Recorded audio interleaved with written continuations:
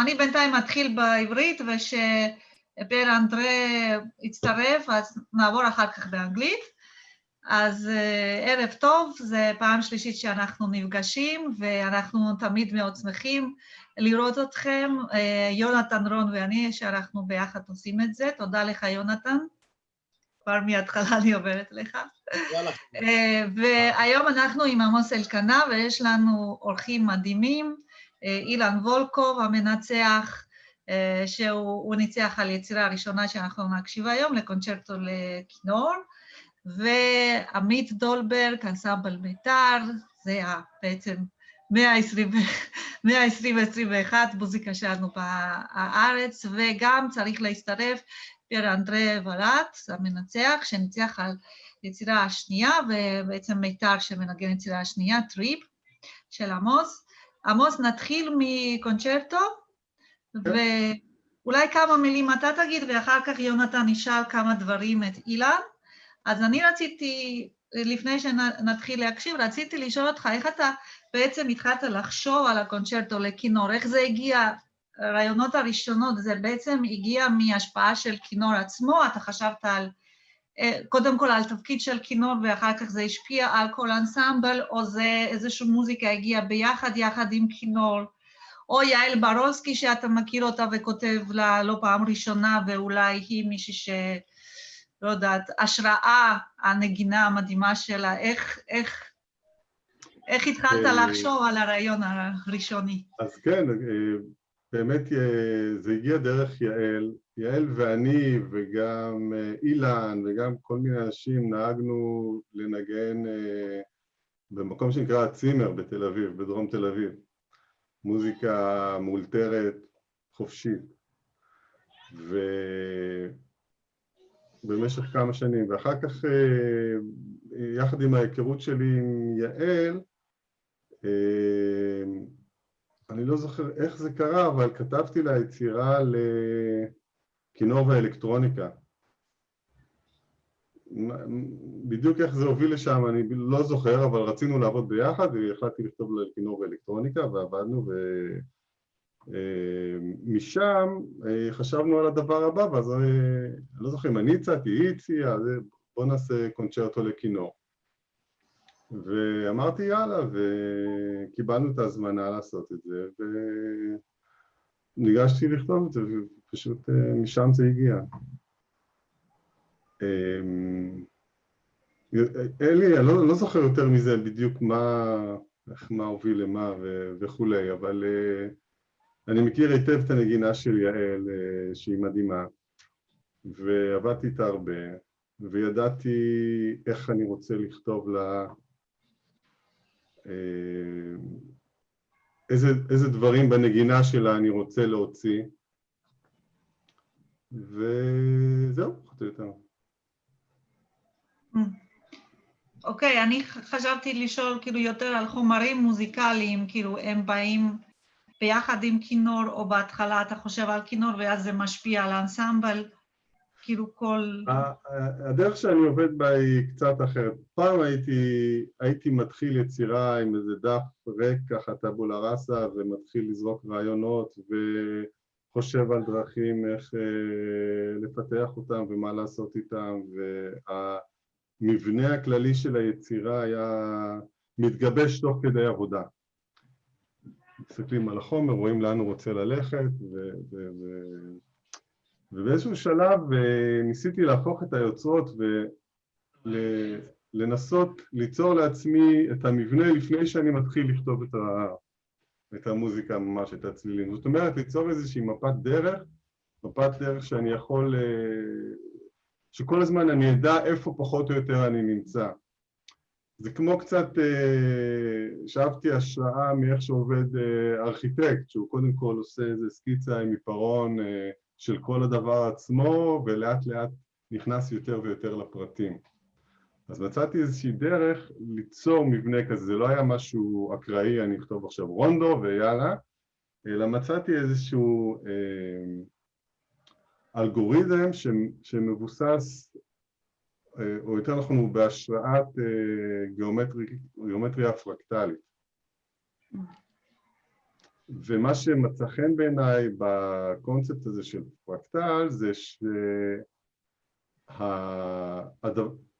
איך שלא נניח אנחנו מסתכלים על מבנה גיאומטרי של פרקטל, אז ככל שאנחנו עושים זום לחלק מסוים מהפרקטל ומוציאים את זה החוצה, זה נראה בדיוק כמו הדבר כולו.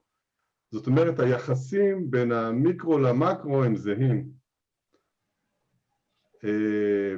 ויש צורות של זה גם בטבע, כמו ברוקולי או כרובית או חמניה, זה הכל פרקטלים של הטבע.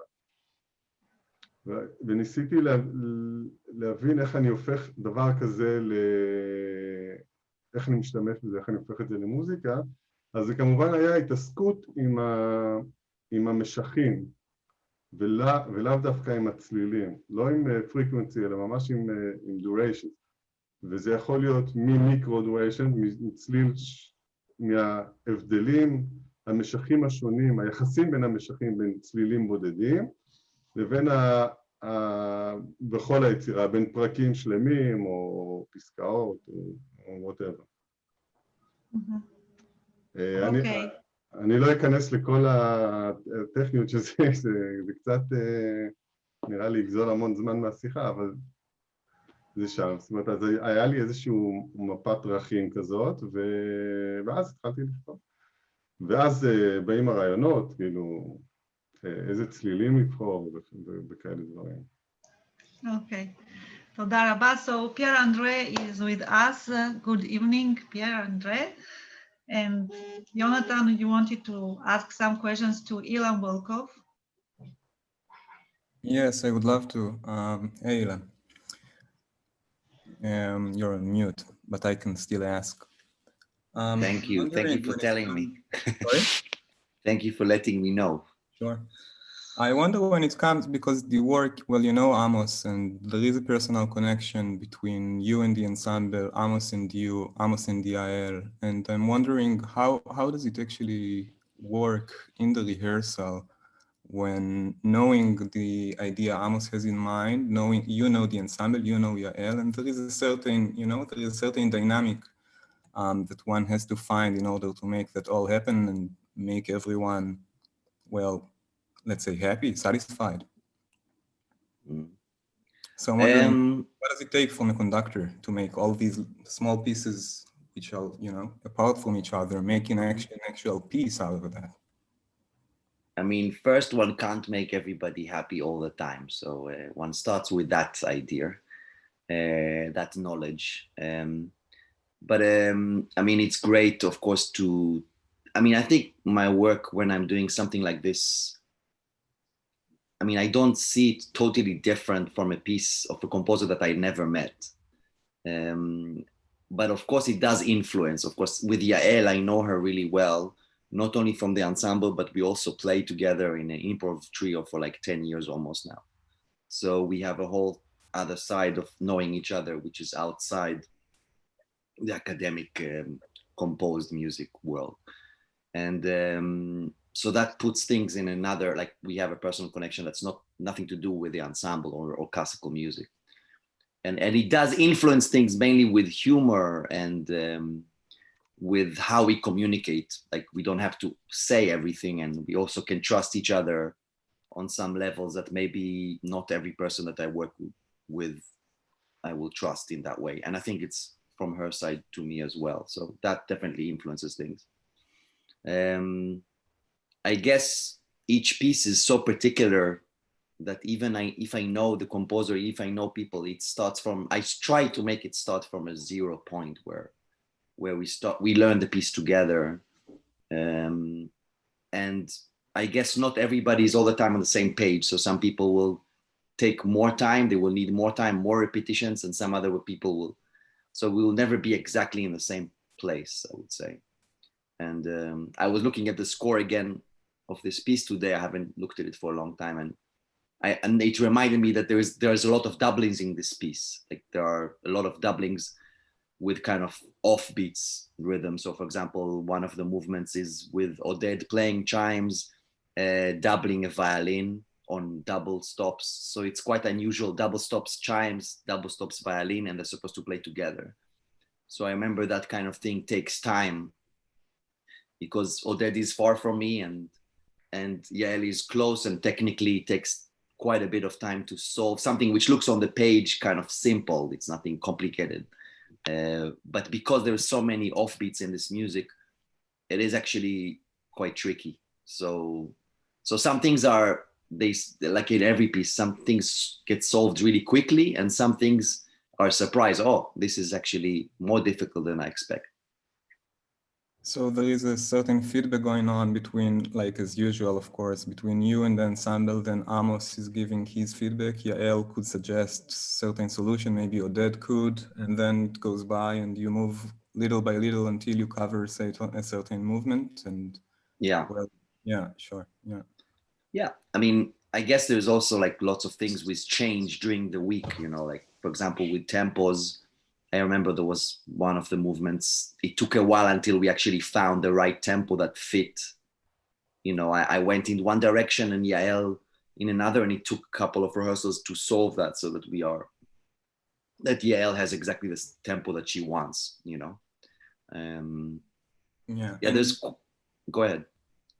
I'm just out of curiosity, when it comes to what Amos explained about the fractals, which takes place both in the macro and the micro, is it a specific technical work that the ensemble is not certainly familiar with, and you should encourage to get that out of them in order to make it all clear? Because, you know, without him explaining, a certain person in the audience could not necessarily understand that this is what it is structured all about. So I mean, I don't remember us talking about fractals or broccoli, but maybe we should have. Yeah. Maybe we missed the piece, you know. The music for itself. Maybe the broccoli analogy I should have insisted on. I mean, I think it's a funny one. Like some orchestras, they like to, and some ensembles, they like to hear about the piece a little bit. But in the end, I mean, they have to overcome a kind of technical way of seeing the piece. So it's like solving a puzzle for ensemble players.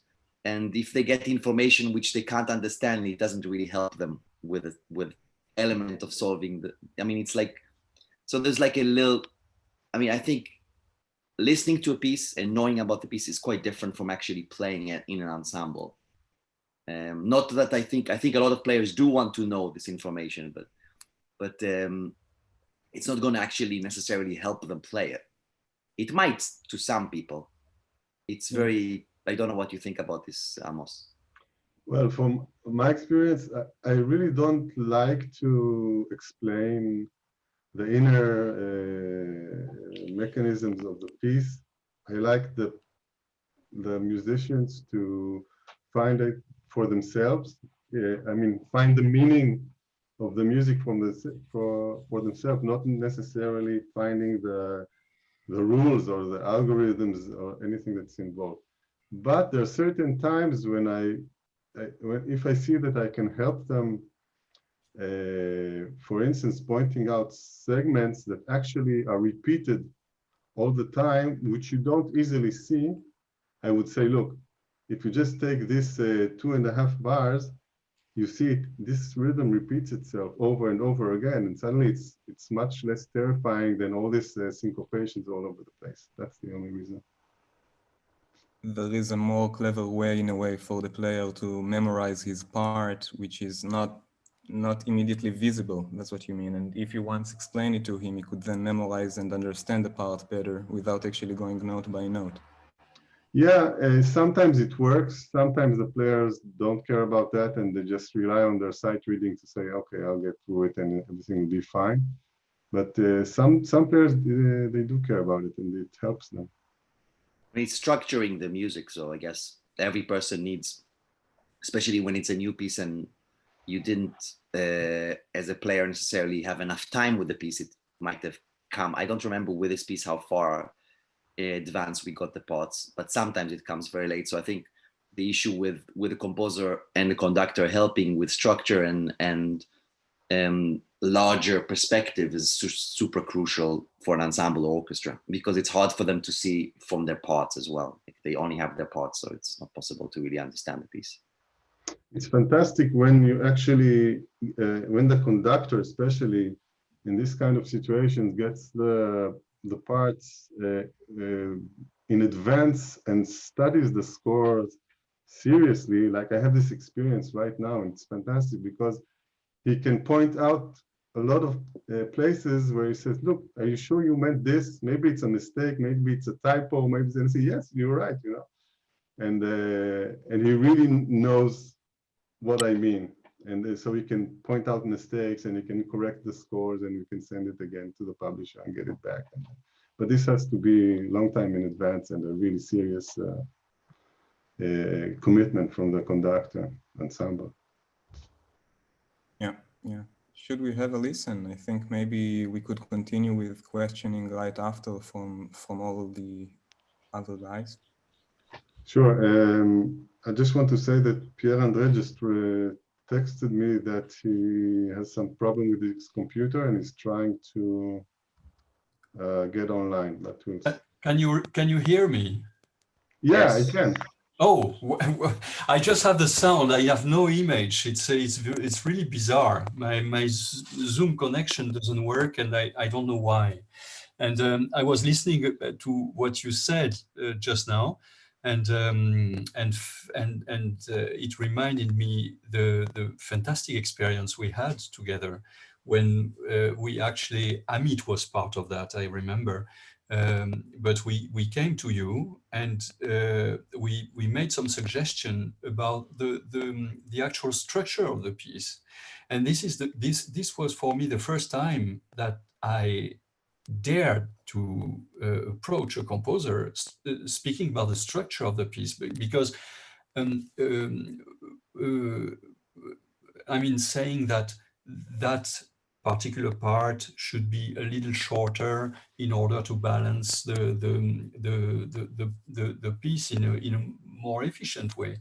And who I was thinking at the same time who I am to say that, you know. It was something that I never dared to say to a composer before, and you welcomed that very much, and you actually made some correction to the piece.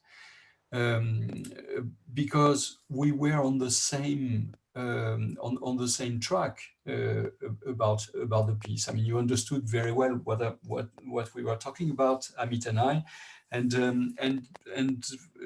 you just did it, and you did it, of course, and you did it your own way, and but I think it added to the piece, and I was so happy about this experience. I mean, it meant a lot to me, actually. Being able to it's not the fact that I was I had an influence on the future of the piece. This this is not important, but what is important is that it's the proof that we were on the same mind about the piece, on the same track about the piece, and that's very comforting as an interpreter, actually, to find a composer who welcome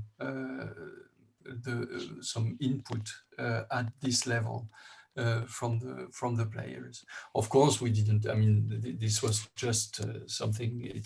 It doesn't change much. It doesn't change the music at all. But maybe it changes the way the piece is received, the music is received, and that's for me something really great. For me too, I feel I don't feel that, as I told you back then, that the composer is. I don't feel that I'm like writing things in stone. I don't think that my input is more valid than your input just because I wrote the thing. I think it's a collaboration. It's a 50-50 process and responsibility. It's a large 80-40 to your advantage. 80-20, sorry, to your advantage. I'm sure. I mean, the interpreter is just making the piece alive. That's all. I mean, and making this piece alive is of course something very important. But writing it is even more important, because when it's written, you have something. You know, this is the main difference between an interpreter and a composer. A composer can write, and even in these COVID times, I mean, you can still write music, of course, where I have lots of difficulty to get on stage. It happens once in a while, but not very often this time. And we don't hear music apart from recorded music or online music, of course. But real stage music on performance, it's not a very good time at the moment. Yeah, but I feel that well, you're the ones who give this written notes life. I mean, it gets born when the interpreters play it, and the composition changes from what I hear in my mind and what I imagine, and suddenly hearing it with the vibrations of sound, the composition changes. And when you have a suggestion such as you had, which was completely right, I have no problem saying you're right. Let's just erase this, and I will arrange it a little bit different. And if you're right, you're right. I don't feel like I'm not that attached to what I've written. I mean, I think when I deliver it, it's for me. Well, I must say, this attitude you have is the proof that you're very secure with what you write, actually, because it's not. And I appreciate that for a composer. I mean, it's not. It's kind of difficult to have an interpreter in front of you and who is giving you. Who is telling you, this part is too long, Well, who are you to tell me it's too long? I hear it that way, I write it that way, and that's it, and you play it. And the fact that you were welcoming to that idea proves that, I mean, to my mind, that you're very secure with what you write. It was not unsettling to hear this, and maybe it's the reason why Amit and I dared to tell you, actually, that we came to you and said, what about doing this? I mean, how would you feel? We didn't say, well, you must do that, but we were very open to express our feelings about how it should be, and you welcome that, and that's the proof of a very secure mind about what you've written, and this is great. This is really great, and it doesn't happen very often, because it can be, most of the time it is unsettling for a composer to have an interpreter interfering, even if it's good interference, but interfering in the writing of the piece, actually. So it's not in every situation that this is possible, and I actually never do that. But I liked this piece so much, and I felt so strong about it, that when we had this conversation with Amit, and we ended thinking that we should open up to you about it, and that's what we did. And I'm happy that you did. Thank you. Maybe it's a good idea to have a listen. I think we should actually start with the concerto, even though we navigated our ways into the other piece. What do you say, Amos? Sure. Yeah. So I'm for myself, in other Zooms, I like to listen directly on YouTube, because I don't have streaming issues. So I'm going to put in the chat for everyone the links if you want to go and listen to it on somewhere else. How do I text message here? Okay. So in the chat, you can go directly to YouTube, and I'm going to share now the screen of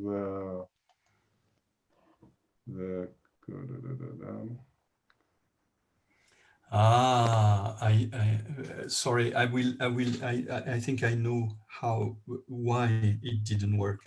So I'll be absent a little bit. I'll join you back in a second. We are here. Sorry about that. Thank you. Okay, so I'm going to do this.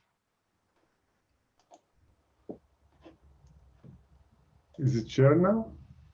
I think it asks me for a password.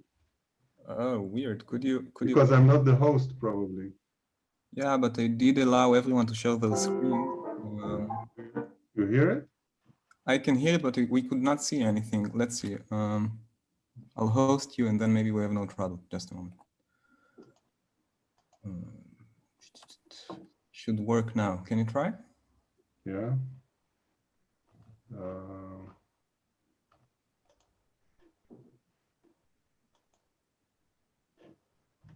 Still asks me for a password. Can you press 1? There shouldn't be anything. I have not chose any password by. Okay. Just one? I think, well, the passcode of this meeting is 1, but I'm not aware of any other password, actually. Okay, it doesn't, maybe you have problems here. It says to share your computer audio, please install the Zoom audio device. Restart your audio. Can you share it from your computer? Yes, I think that's, yeah, not a problem. Then you have to host me once again. I'm sorry for the ping pong. Pick these 3 dots by my name and press make host.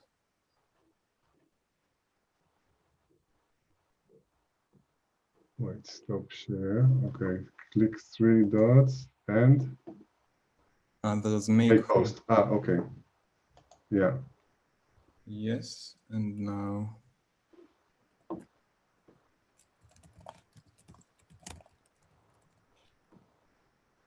So I put the video with the score, right?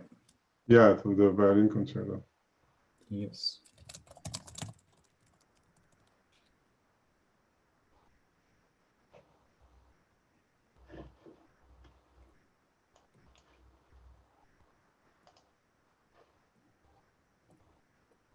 Okay.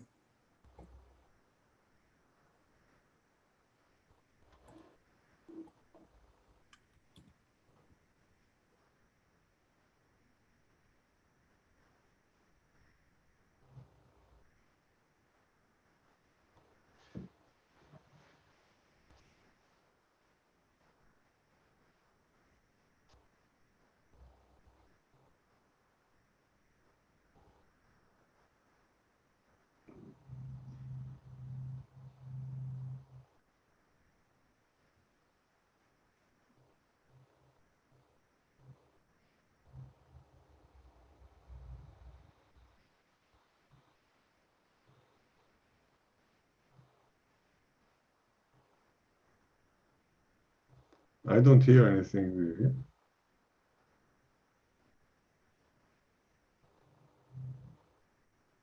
Once again, sorry.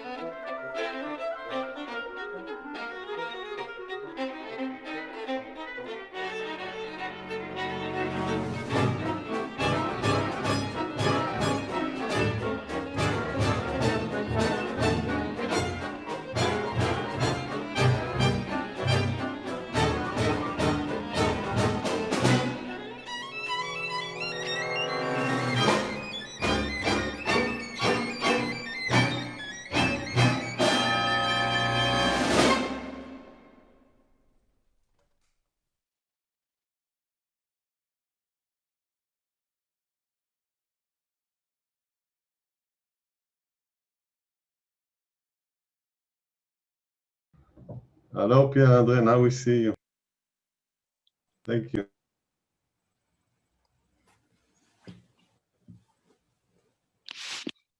And Ilan. Sorry for the technical problem. No, you're with us. So Ilan, Wonderful piece. yeah. Yonatan, what's up? Good. I'm wondering then, well, maybe you could tell us some things we maybe you could tell us some things we could not hear directly from the piece and that were more, asked for more attention and that were more, I don't know, something that is more particular about that working than out.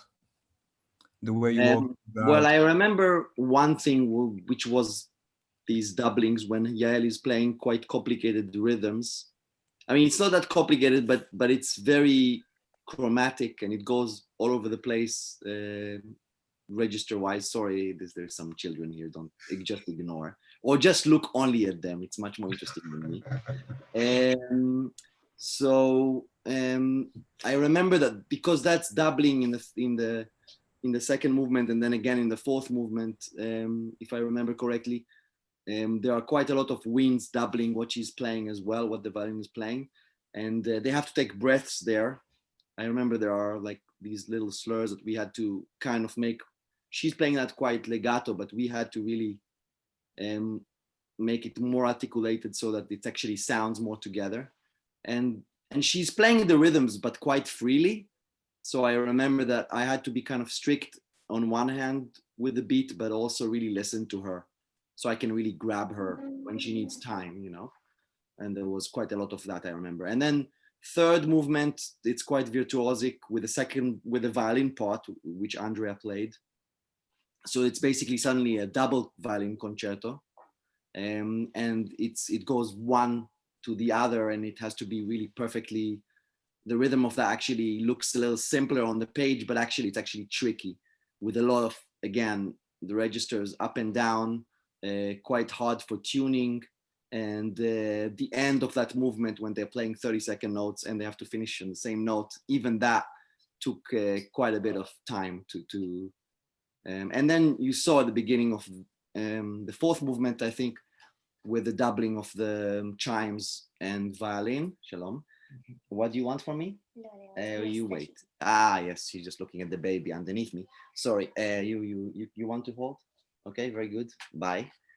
Good luck. So actually this this issue of the doubling with Oded, maybe he remembers this bit, but I remember it took quite a bit of time to really place and get it. And after you get it technically more or less together, actually feel it naturally, because it wasn't that easy, if I remember correctly. Amos, do you remember anything about that specifically?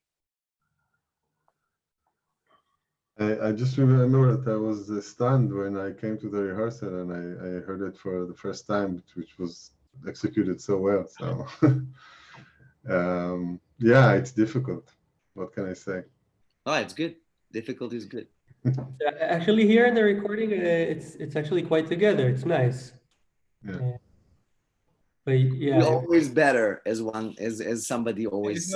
Yeah, of course, it's not necessarily about technical difficulties. The question I'm asking is more, what is not there that we could grasp directly from the piece or from the score, and that you had rather trouble or fun making it out, because there are so many details going on. I can spot so many of them. I also spoke to Amos, but there is a passing motifs going on, maybe not motifs, but the 30-second notes going from the violin, then to the bass, sometimes it's in the marimba, then it splits into two parts, then all these little things which rhetorically has to be conveyed to the audience.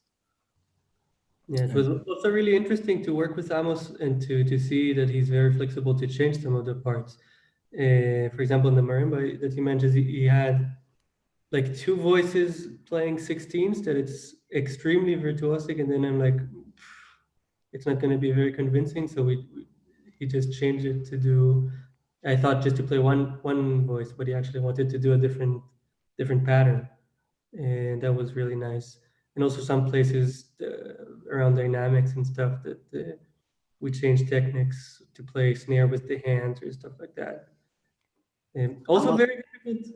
Go ahead. Also very difficult was to kind of make a percussion section with the woodwinds, even though they play quite quasi normal, I don't know, like samba stuff or bossa or whatever. They with the clave and cowbells and stuff.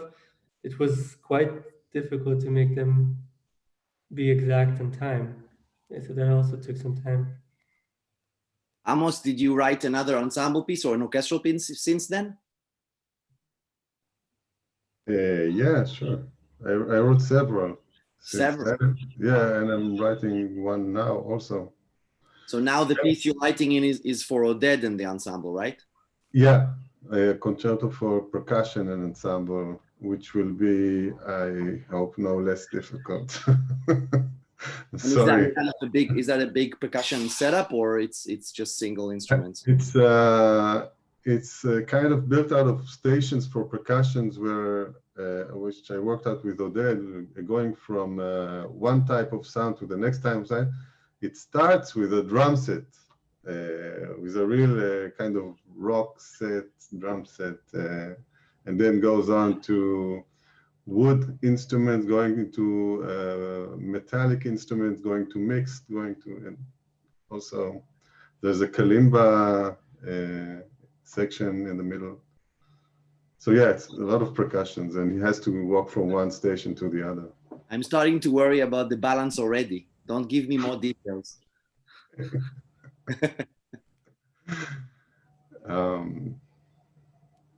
Yeah, I know when I know, of course, for me, knowing who I'm writing to is and which ensemble I can stretch the comfort zone, like I do with Meitar, like I do with your ensemble.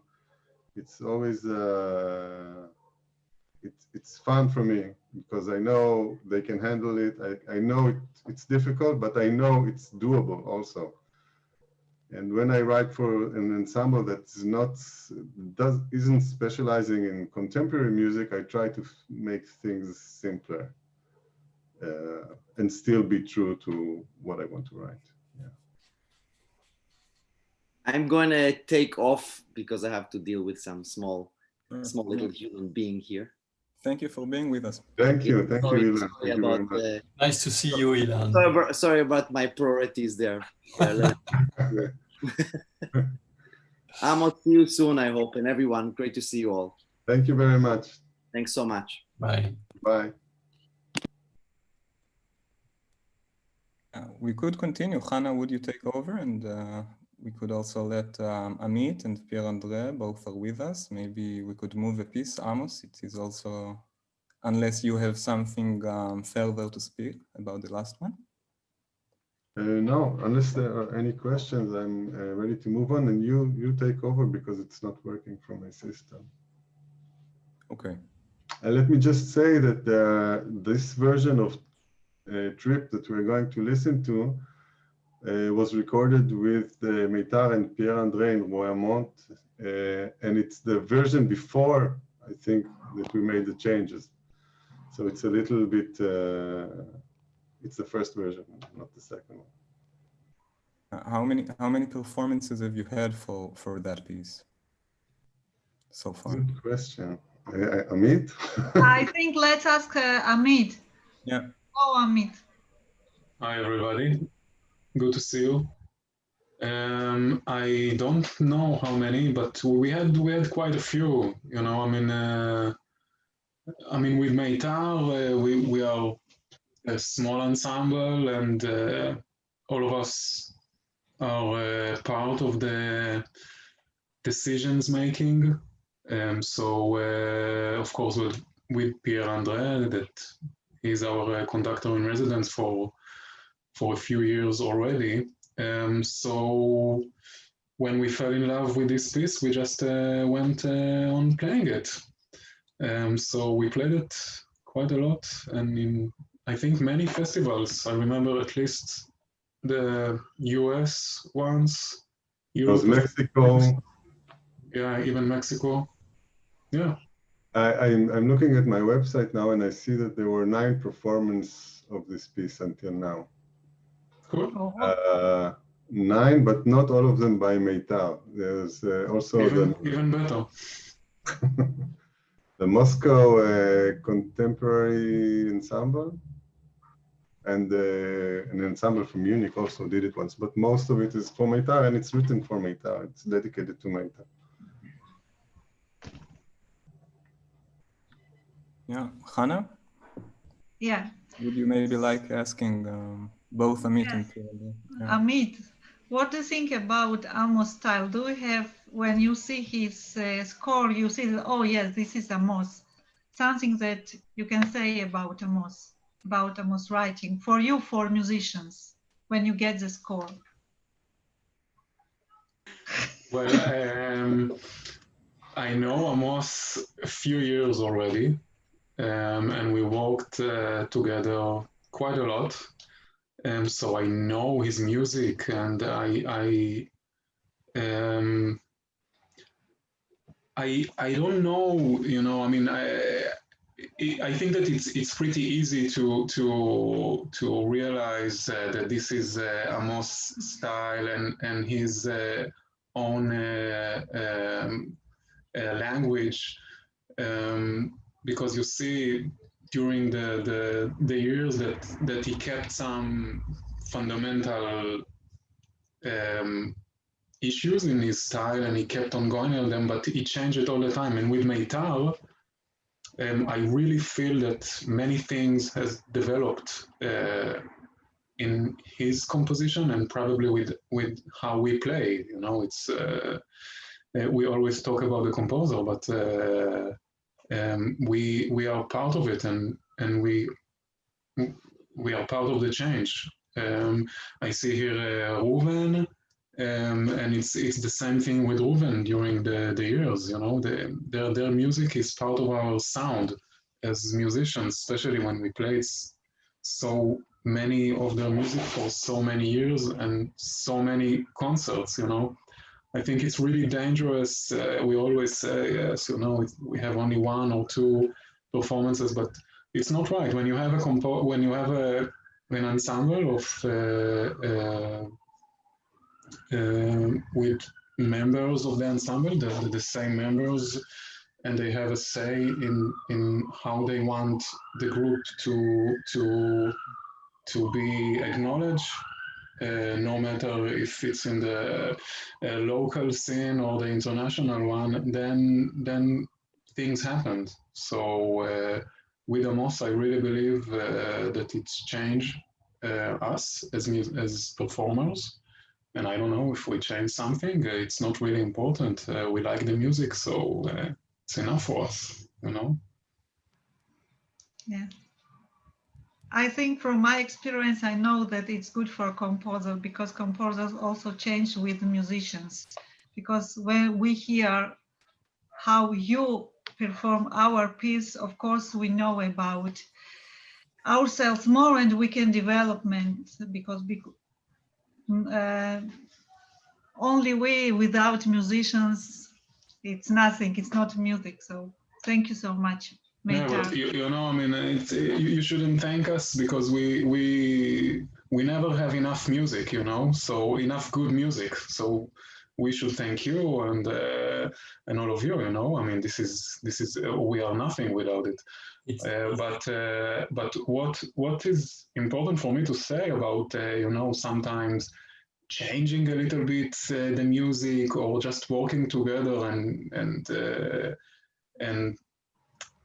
I mean, for me, it's important that everything will be tested or examined, I don't know what, on stage. So it's really important that I think that, and you know it also, Hana, with your music, that we need several concerts, because for us, for Meitar, it's not enough to commission a piece and to play it and that's it. I mean, we want to be part of the process. This is something that is really vital in the DNA of Meitar. So we play a concert, and then after going on stage and really know the music, we can have suggestions. And sometimes maybe they are good, sometimes not. It's not important, but I think that the journey is a special one, and it's part of our work. So I don't know if I answered your question, but I answered something. I think. I can say from my point of view that I learned a lot from this process because we had so many performances and the piece changed during that process. I can now listen to the piece before the change and the piece after change and really learn and compare and decide for myself, was it a good change or was it a bad change? And in this case, I really like the change that that we made together. And it's a real learning experience. It's a process that takes years. You know, we once played one of the premiere that we gave Philippe Leroux was in Pompidou in the Manifeste, and one day before the concert we had a rehearsal with him where he changed quite a lot, and we were happy and afraid at the same time from this process. Again, a big concert for us. And then he heard the concert. We had a recording there at Pompidou with IRCAM one day later, and he changed it again. And after we recorded it and printed on the CD, he changed it again. So we performed this piece so much that for us, it's cool. It's okay. It's part of the thing. We are good friends with many of the core composers of the ensemble, and things move all the time. I think it's really nice, don't you think? No? Yeah. Yeah. Well, music is certainly a living energy, and if that makes us learn from it and learn from encounters, because it's music making is all about encounters, I think. And when the encounters are with confidence, mutual confidence, when everyone knows that the other is good, is knowledgeable and has done the work, then there are plenty of things to learn, actually. And if it was not that, we would be half bored, you know. It would be terrible.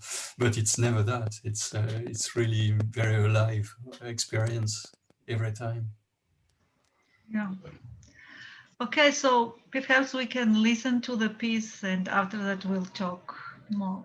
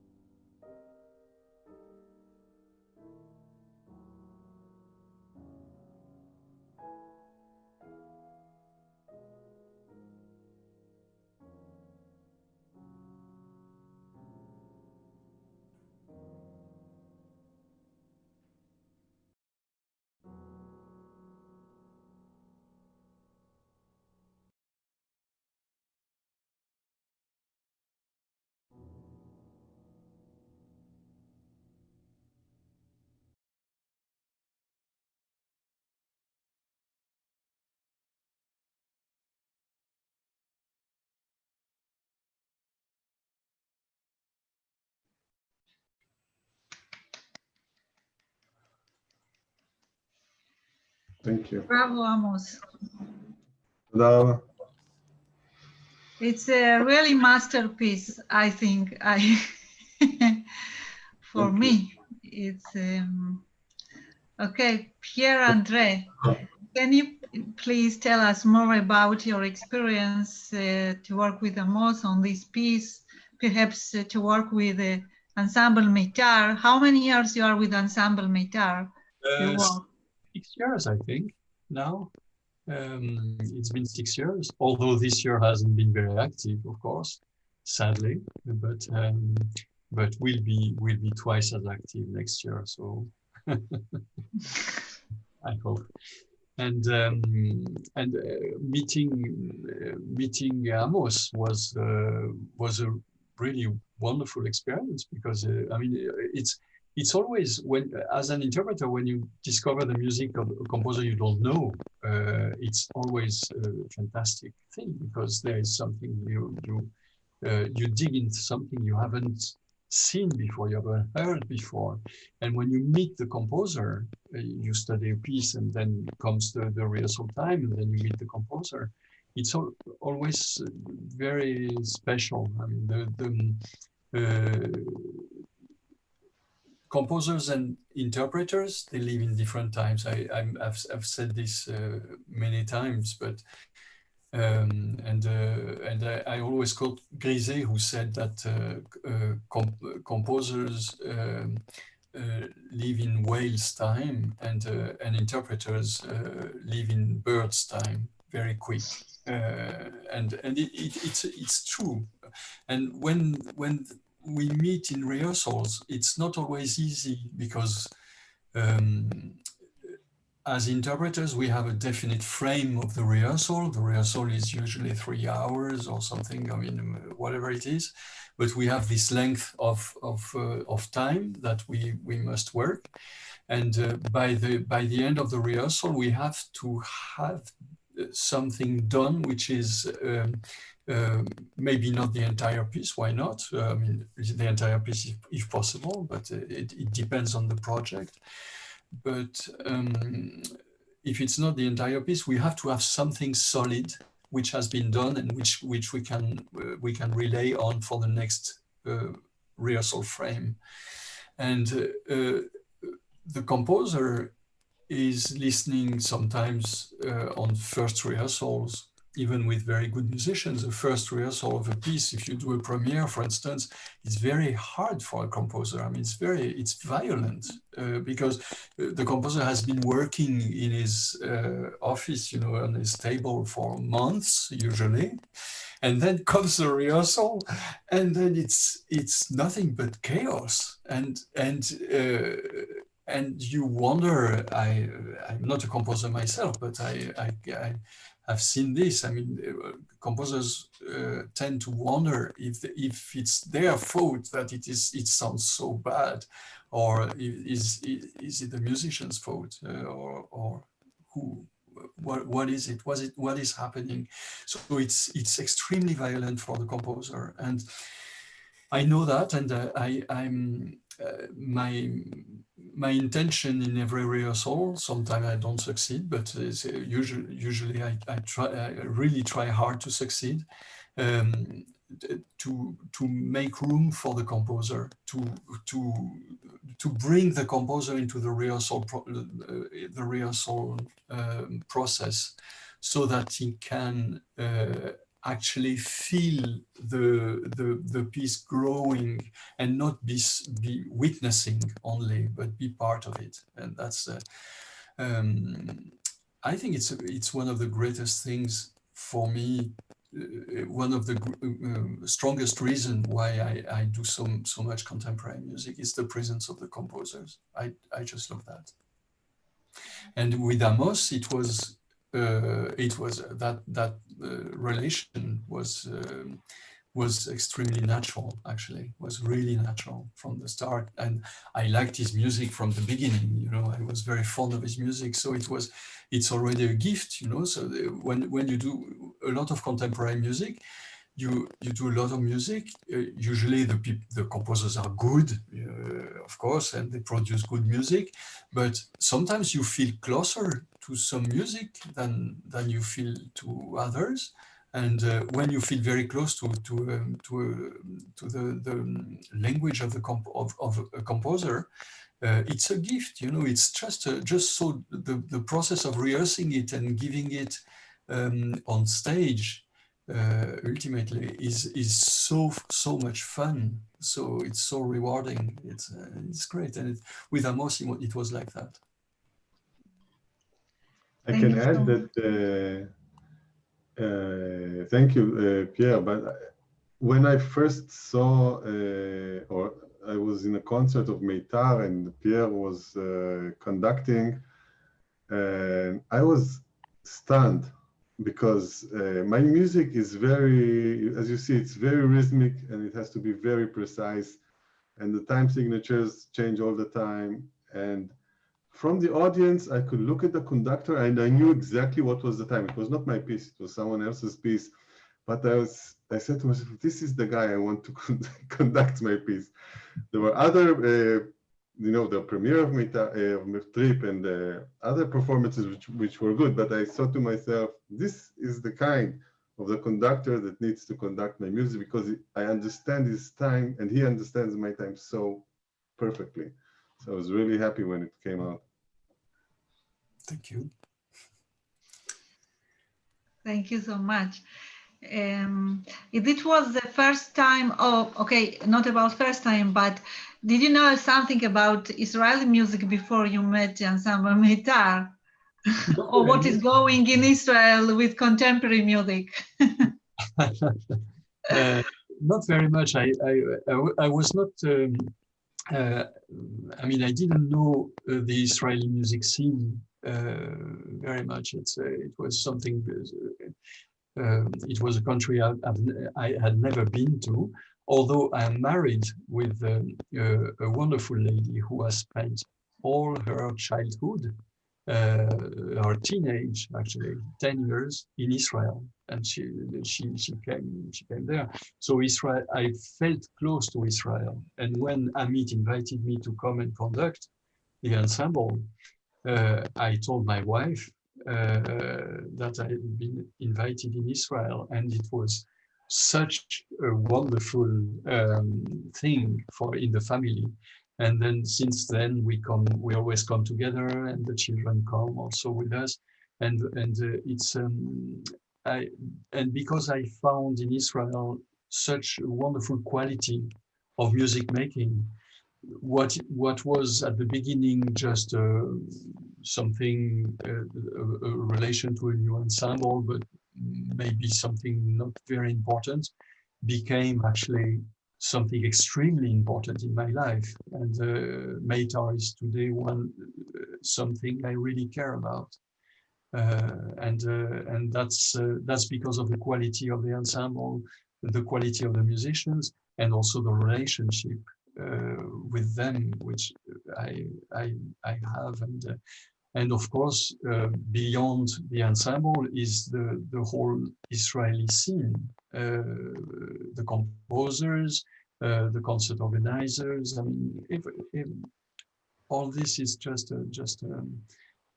wonderful to me, and I miss it a lot, actually. At the moment, I wish I was there.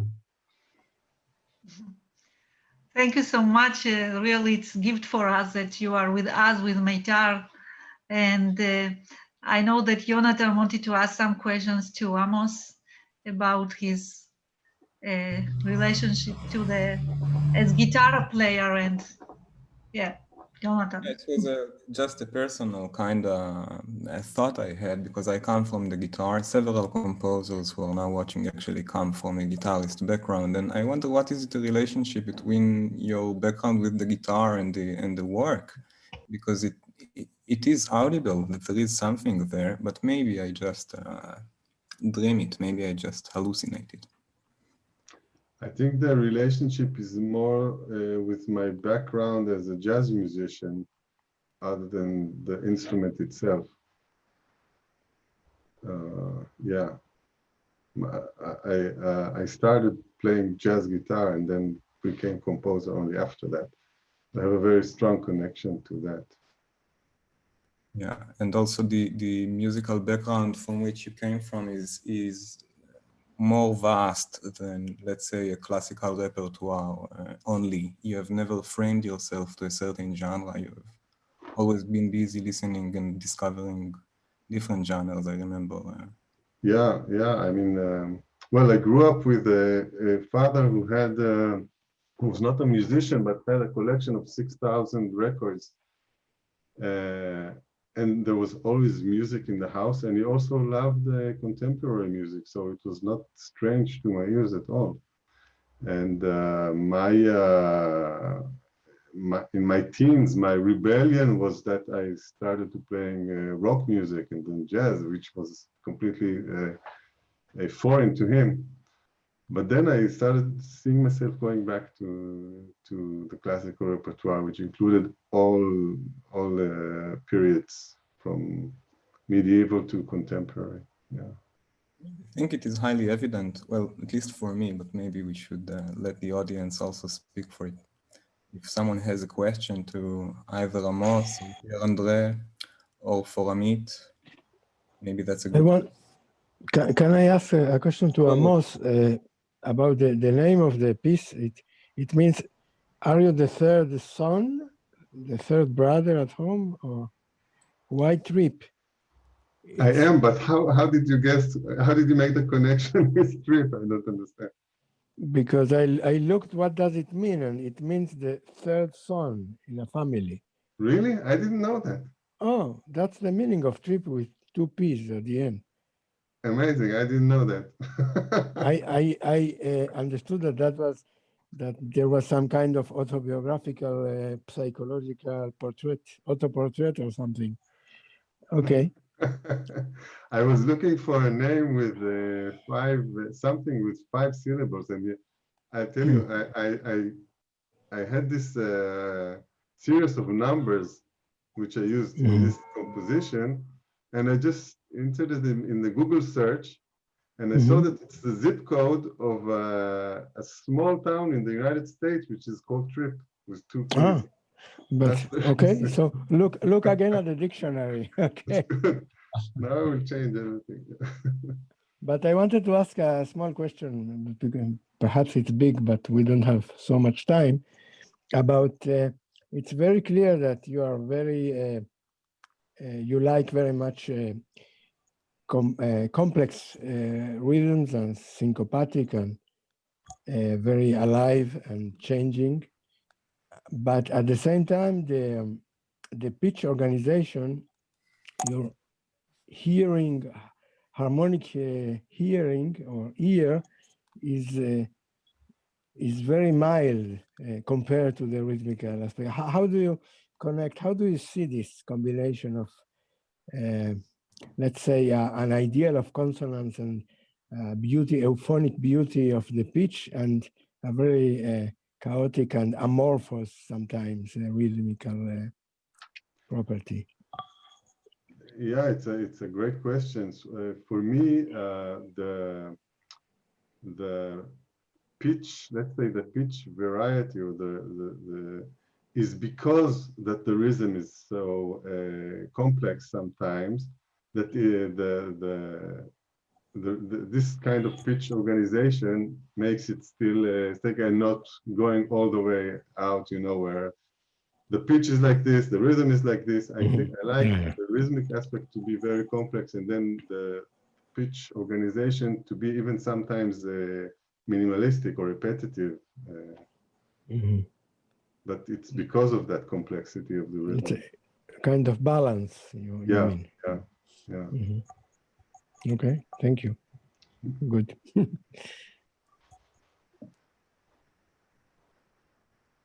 אם מותר לי אולי, עמוס, אני כאן. דבר הכי חשוב שאני שומע מוזיקה שלך זה אמונה, כאילו אני מיד כשאתה מתחיל יצירה אני מאמין לך. זה לא תמיד קורה, ואני חושב שזה סימן טוב, שאתה מאמין מה שעושה מלחין, ואתה אף פעם לא משקר, אתה תמיד שומר, כאילו הרעיון שלך יקר, וזה מאוד מאוד משמח. אני תמיד זוכר גם צבעוניות של יצירות שלך. זאת אומרת, אני זוכר יצירה מדרך הצבע מדי פעם, כן? אולי קלרנט, בס קלרנט, או חליל אלט, או איך זה עובד, הקנונים מסוימים, החיקויים ההטרופונים, שתמיד אצלך זה מאוד דומיננטי ועובד מצוין. אבל האמונה זה, גם את הדמות כזה, שאתה רואים אותך, אתה כבר מאמין לו. אני חושב גם ביצירות שלך נמצא אותו בן אדם, אני חושב. אני ישר מאמין, מה שאתה לא תעשה, יש משהו אמונה, זה מאוד חיובי, זה מאוד חשוב, שאתה שומע צליל, גם שמפתיע, אבל אתה מאמין, ואני חושב זה הדבר הגדול בשבילי, שמלחין מצליח לשכנע מישהו אחר, שלא מכיר, כן מכיר, לא משנה, מה המוזיקה, הבנייה שלו, השפה, האינטליגנטיות שלו, בוא נגיד, כן? יכול להיות גם לא הכי אקספרסיביות, אבל אקספרסיה פנימית, זאת אומרת, אתה לא צועק גם שאתה רוצה לצעוק, אתה איכשהו מוריד אותו ברמה, בוא נגיד, מסוימת, ואני מאמין, ואני תמיד רואה שם בשורשים המסוימים, וזה מאוד משמח. אני תמיד אמרתי לך קומפלימנטים, גם היום מגיע לך כל הכבוד. אתה מלחין מצוין, ופשוט סופר מקצוען, אמרו מאסטרפיס, קומפוזר או מאסטר, אז זה העניין. אתה מאסטר גדול, אתה יודע איך לעשות, לשכנע. תודה רבה, תודה רבה. תודה לך מכל הלב. Let me answer גם you. הייתי להגיד שעמית, מה שלא מנגן, תמיד חושב שזה קל מאוד, שאני עכשיו בדקתי בעצמי איך לנגן אותו בבאסה, פסאז'ים, כמה זה קשה, כל הכבוד עמית, תמיד מה שאתה לא עושה. אתה עושה תחושה זה כל כך קל, אבל כמה זה קשה, אבל הטבעיות הזה בא ממך בכל הכבוד, לא משנה מה אתה מנגן. יש משהו גם שאתה מצליח תמיד לשכנע אותנו, ובמיוחד שיצירה כל כך קשה מצד אחד, כמו שמנצח אמר בעצמו, אבל מצד שני כאילו כל כך ברור, כל כך הוא חם, ואתה לא קופץ לחפש הצלילים כאילו חדשים, אבל הוא תמיד חדש. הסאונד שלך תמיד מעניין, זה שלך, זה ממש שלך, וזה מאוד, אני לא סתם אמרתי, הצבעוניות שלו אני זוכר. אתה יודע, אני זוכר את צירות שלך מהצבע, ואני יכול לספר לך איך זה מצלצל. טוב, זה אחר כך שאנחנו ניפגש אולי. אבל תודה לאנסמבל מיתר, ותודה למנצח מאסטרו פייר, כן, thank you very much, bravissimo. תודה. I would like to ask. Can I just say one thing? I'm not going to translate everything, Pierre. I hope, did you understand some of the Hebrew? Or? Very little. I'm just going to comment on what Maestro Ajiashvili said. It was so kind, and about the responsibility of a composer, which I think maybe this is something that you are referring to. So we take the time of the audience, the listeners, we grab 10, 15, 20, sometimes an hour or 2 hours of their time. And I think it's a huge responsibility for us to make them believe that we are sincere and that we're doing an honest job. I mean, it's so important. Maybe the most important thing that a composer can have in mind. I mean, you take people's time, and they're there and they're listening to what you do, and so there's a great responsibility, and I'm very happy about what you said. Ed, you wanted to ask him something, right? Yes, thank you.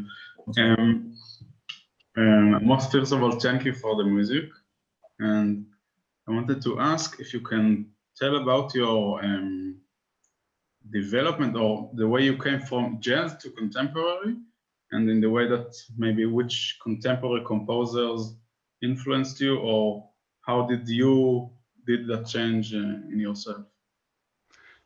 Yeah, it's funny because I think this way reflects a lot many times in my life.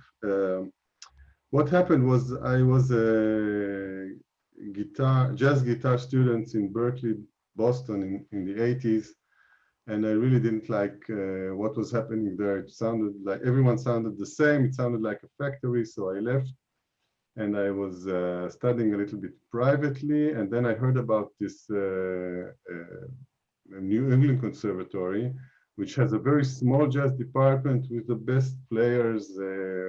Then Dave Holland and Mick Goodrick was teaching there, and Bob Moses and people like that, and said, okay, I should try and get accepted to this school because it seems much more interesting. And they asked me to send them a tape cassette of my playing as an audition. And I was thinking maybe I shouldn't play again the same old jazz standards, and everyone knows that, and it's be boring. So I invented on my own some music, and I sent it to them.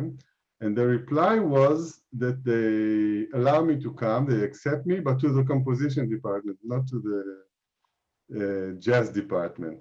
I said, okay, well, that's interesting. And that's how I started learning composition and actually switched. And it really took me completely. And I put the guitar aside for a long time and switched to composition. That's how it began. I'd like to add that later I had I also left the New England Conservatory after 1 year because I'm very bad with institutions and מסגרות, איך אומרים באנגלית? Yeah, systems in general, maybe. Yeah, it's not for me. I'm more an individualist. So I left that, but I had the real luck and opportunity to meet some great composers who really influenced my way of thinking a lot. I can mention Yosef Tal, which when I came back from the States in the early 90s, I used to go to him after every piece that I've written, and we would sit and talk for hours about, actually not necessarily about the composition that he just read for 1 hour all by himself on the table, and I was just looking at him with amazement. But this conversation started and it went for hours, and only on my way back home, I understood how he connected all the things. He's a brilliant man, and I really learned a lot from him, Yosef Tal. And later I had the same opportunity with Georgi Kurtag to do the same thing, and watching him also in his rehearsals with musicians. Yeah, so I had all these kind of weird encounters, which really contributed a lot to my growth as a composer.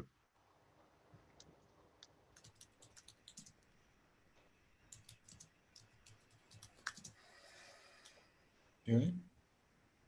Oh, but we can't hear you. You have a problem with my headphones. Yeah.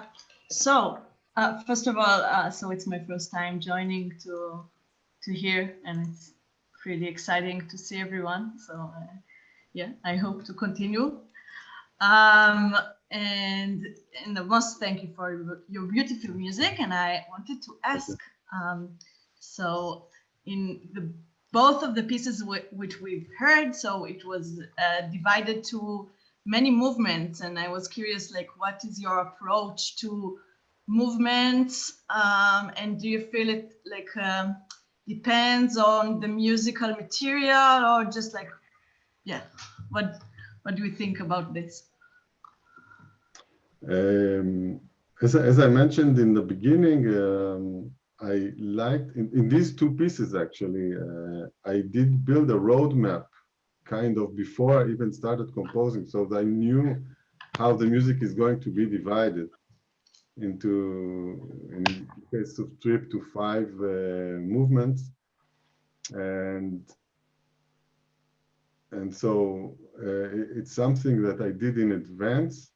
It's not, but then, for instance, I decided to connect this, I think the 3rd and 4th movement together because I felt it was necessary. So, and other than that, it's completely intuitive. Well, where's the more energy, less energy? I like to create to tell some kind of story, and I feel it intuitively, the shape that it's taking. Does that answer your question?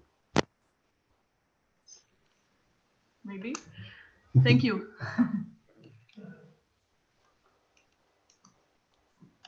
If there is anyone else, since we are heading maybe 2 hours.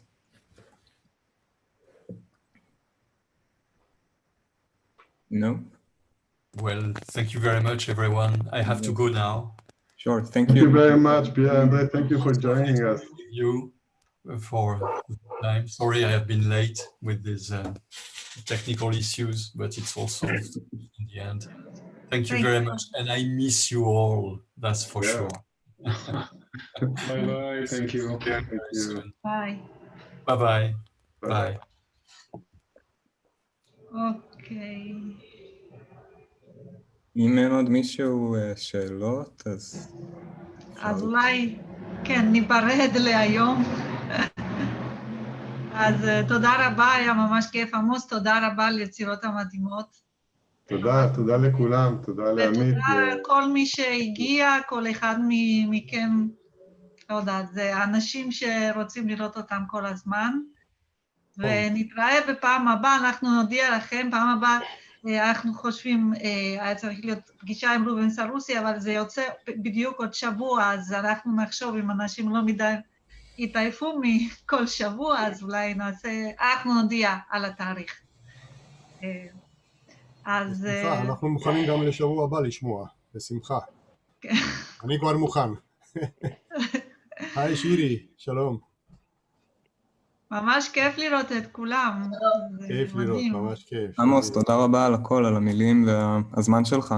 תודה לכם, תודה, היה כיף. כל הכבוד, עמוס. כן, המוזיקה שלך, מה שגם רציתי להגיד, היא מאוד, יש בה כל כך הרבה חוכמה ומחשבה, וגם כל כך מאוד הרמוני, כל מה שאתה עושה זה כל כך, הכל בזמן והכל במקום, כאילו רואים שבן אדם הוא, כאילו, לא יודעת, אתה יכולת להיות פיזיקאי או משהו, זה גם בנוי כל כך טוב.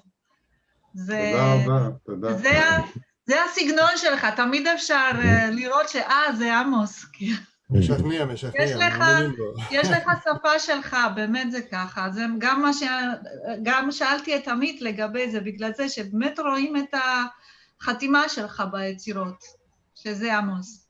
זה חשוב. גם כל המקצבים האלה, כן. ציוניות, זה ממש מתנה. היום אנחנו דואגים קצת על הצבע, ואצלך יש צבע מצוין פשוט. צבע שלך. עם החותמת שלך, עמוס. כל הכבוד. ועמית, תודה רבה.